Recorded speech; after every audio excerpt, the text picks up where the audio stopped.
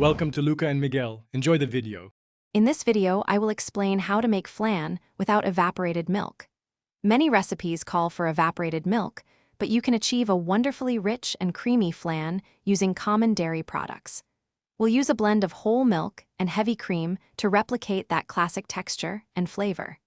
This simple substitution ensures your flan is just as delicious, offering a delightful dessert experience for everyone to enjoy.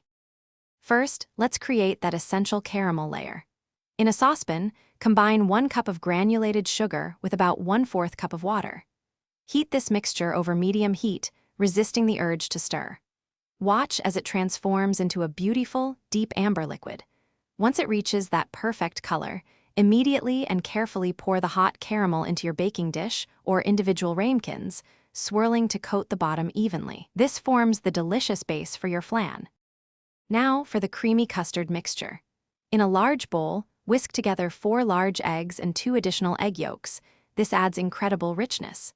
In a separate saucepan, gently warm 2 cups of whole milk and 1 cup of heavy cream with about 3/4 of a cup of sugar until the sugar dissolves. Slowly, and while continuously whisking, temper the warm milk mixture into the egg mixture. Finish by stirring in 1 teaspoon of vanilla extract for a delightful aroma. With your custard ready, carefully pour it over the set caramel in your baking dish. Place the dish into a larger pan, creating a water bath by filling the outer pan with hot water about halfway up the sides of your flan dish. Bake at 325 degrees Fahrenheit for about 60 to 75 minutes, or until just set. Once cooled, refrigerate your flan for at least 4 hours, or preferably overnight, before inverting and serving your perfect dessert. Thanks for watching and please subscribe. It's the best investment you'll ever make.